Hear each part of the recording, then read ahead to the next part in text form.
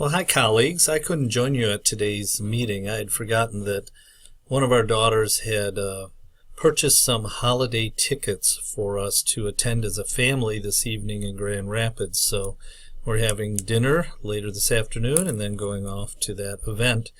But Ruben had asked me if I would spend a little bit of time talking to you about the ACSI midterm visit that we just had. And from that visit, one of the recommendations that's going to create a little bit of altering of how we do things. And so let me share with you exactly what that part of the report looks like. We had several things came out of the original visit from ACSI, and one of those was that we would continue training as a faculty in a biblical understanding of education, and then make sure that we permeate that idea throughout our ed courses. And if you'll recall back when Linda Sherrill was dean, one of the things that we did was we took a look and read the book Walking with God in the Classroom by Harold von Brumlin, which provides a really nice means of looking at the teaching profession through a biblical lens.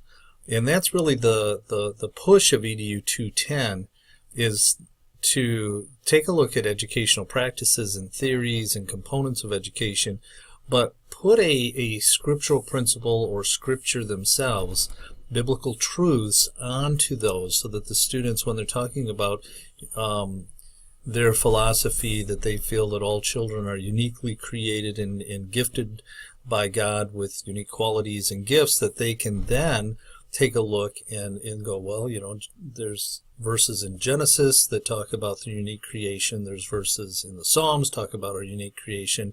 Ephesians 2:10 talks about how we're created for good works to be done. And so that's the extent that we look at in 210, among other things. And so the recommendation that came out of this was that the team recommends that the School of Ed leadership modify this biblical integration. And we're doing a lot of it in our courses, maybe not to that extent of what I just explained, but we do them in our courses, and they would like to make the current 210 class obsolete. They were very impressed with the students that they interviewed, very impressed with how thorough our program is, very impressed with how we look at the analysis of learning survey information. And they said, you're producing Christian teachers for the most part. Why don't you just make sure that you're integrating these components in across your curriculum in a very meaningful way, and you don't have to have a standalone class. So I want to take you through a couple things that I do in the 210 class, how it's designed, and then that's going to lead to some further discussion about, well, what can we be doing in what parts of our education classes, and then maybe if you're teaching in a special area like TESOL or special education or early childhood, you can say, wow, I could even incorporate some of those things there as well. So the 210 course description is in front of you right now, and we do take a look at the educational philosophies. I operate from the concept that all truth is God's truth, so let's take a look at idealism and realism and pragmatism and behaviorism and those types of theories that we equate with our teacher education program, and what in those particular theories of their beliefs can we find biblical principles, biblical truths and we can equate scripturally with them as well. And so you look at that, you go, oh, well, we can do that in, whichever course that we do introduce stuff like that in it. I also take a look at, what are the purposes of education? Who's really responsible for education from a biblical model? It's the parents. I like to say that, schools are a societal invention of necessity as people moved off of their agricultural farms away from their rudimentary education of schooling children in the home to the point of parents working and really the complicated world that we live in needs an extended means of education, and not all parents are willing to or capable or able to homeschool their children through all the way to high school. So we have the development of this societal initiative called education. And Course 202 works along those lines quite a bit. There's quite a bit in Scripture, too, that talks about education, and that there's different ways, different outcomes for our training as individuals. And I love what Ellen White writes in her book Education, which I think was like written in 1906, but she calls the Garden of Eden the School of Eden. And there was a place where Adam and Eve walked with God. I mean, God literally walked in the cool of the evening with them. And that was a place of training for them. And so we kind of can build upon those things and look a little bit more. And then as the students develop in this class a philosophy of education, I give them an outline. What do you believe about teaching? What do you believe about the role of teachers? What do you believe about the role of parents? What's the role of children in education? What about the curriculum that you use? What's your overall goal as a school in the lives of children? And now, what are biblical? That's just some of them. What are some biblical principles that go along with each of those as well?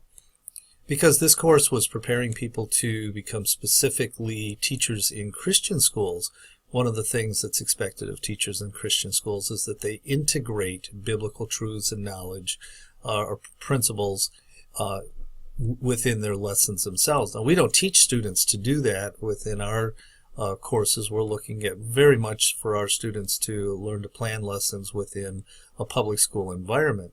But a Christian school would expect for them to find ways to naturally integrate biblical truth.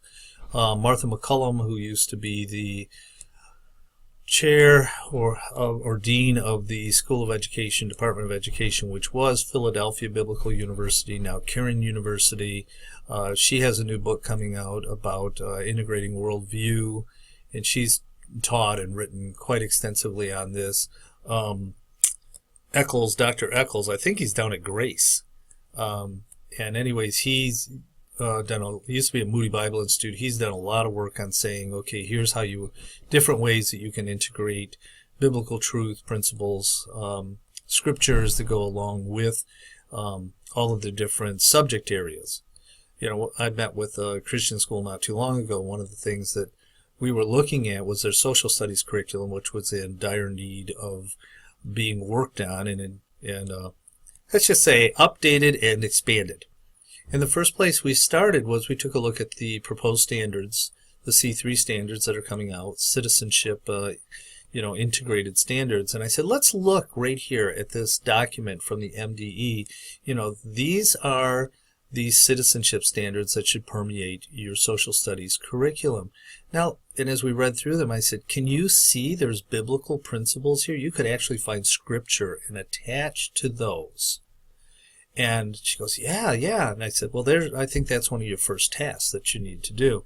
So that kind of gives you an idea of what we're looking at. When I work with Christian schools, when I work with developing Christian school teachers, it's that thinking beyond just, well, I want my students to be able to do double-digit addition or subtraction, but rather having that there's an idea that our God is a God of order, that mathematics is a science of absolutes, and that what is true of simple subtraction and addition is true today as it was true yesterday, as it will be true tomorrow as well. And isn't it wonderful that we have things that we can depend on and we can learn operational standards that help us to be successful in this world by learning mathematics. So I hope that kind of gives you more of a flavor of what we've done within this class.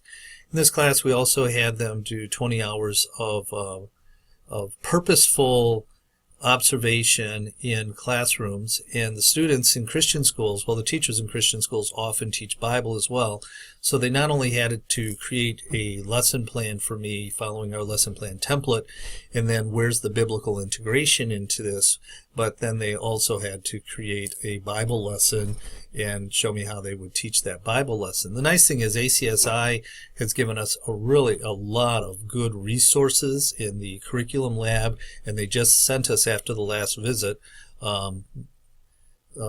Kathy Burns took a tour of the library, took a look at what we had. She had a checklist of all the new publications that are coming through the textbook manufacturing part of ACSI.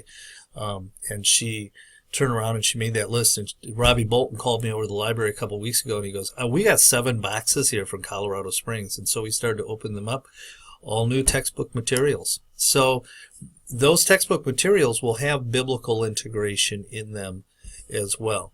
Well, let me show you a couple assignments that how I make this class work, and hopefully it'll give you a few more ideas, and then we can start our discussion of, well, how do we integrate these things into our regular classrooms? Well, I want to stop for a moment before I get to where I said I was going to go and just show you the textbooks we use, Walking with God in the Classroom. Again, I think it's just a very, very valuable text. Harl von Brumlin was just an amazingly godly man and such a huge leader in Christian education. And then I use the Ellen White book. It's online. I just use the first 3 chapters. And the 3rd chapter is what I really love to hit on, because it one of the hallmarks of this course is to coming to grips with, why isn't the world ideal like we would love it to be ideal? And chapter 3 talks about the fall of humankind and how sin has entered the world, and how then that has just tainted everything that is in the world. Therefore, we have to search for truth, and we will find God's truth. And much of it has been hidden and has been clouded by the enemy of this world and by the flawless nature of just human beings, of they've sought out truth. And so there is truth to find, and there's nuggets that we can apply into our teaching. And I think we do a tremendous job of raising very caring, compassionate, missional Christian teachers here at Spring Arbor.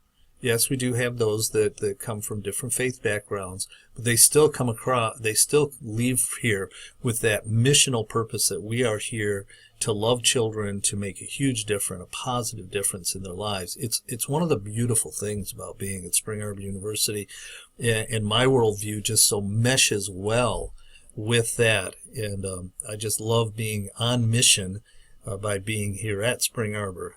And so those are just a couple of resources that I happen to use. And one of the things I'll show you at the end of this video is that all of you should have been entered by ACSI into their connexes program. They have what's called connexes Premium, and they have a tremendous amount of resources.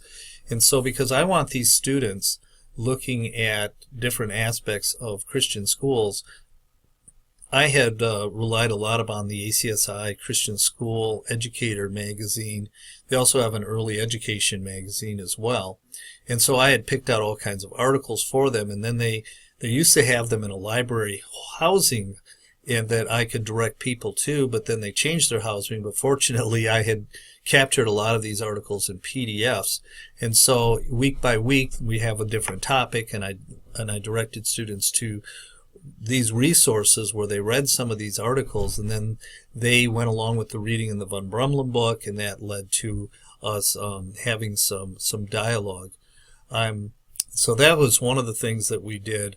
A couple assignments here also that we did were these scriptural references. One of the things that I really believe, and I'm working with another international school, Mercy Ships Academy, to help their teachers meet the ACSI philosophy recommendation or requirement. And one of the things that I talked to the administrators about, both at Bingham Academy last year when I did that with them and now with Mercy Ship, is that, you really can't have a biblical worldview if you're not a student of the Bible. And my generation, I believe, is the last biblically literate generation of Americans. We were the ones who grew up in church, and we grew up with Bible quizzing, and I know that goes on across the street in other churches, but that's not widespread.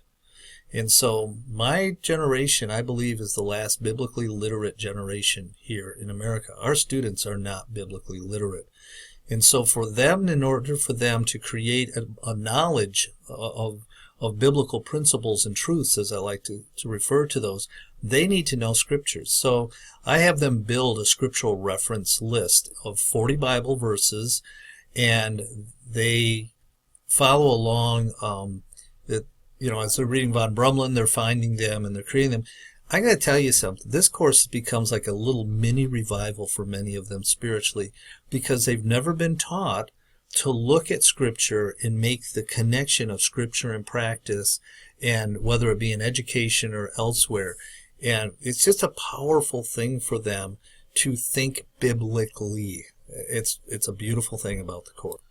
I know that we have our students interview teachers, but specifically I have them interview teachers in a Christian school context. And I give them a set of questions, and they go in there and they talk to the teacher, and then they write up this little paper about, being a Christian teacher.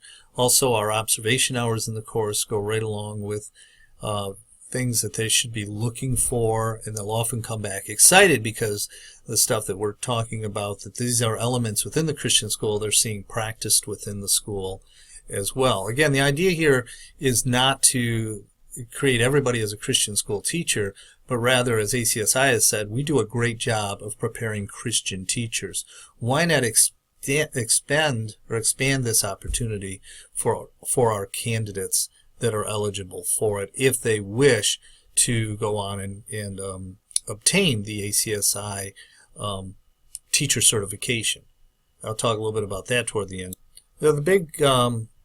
This is kind of an interesting assignment. This is where I take that philosophy matrix, where you take a look at all of the different operational educational theories, starting with idealism and relativism, and going all the way down.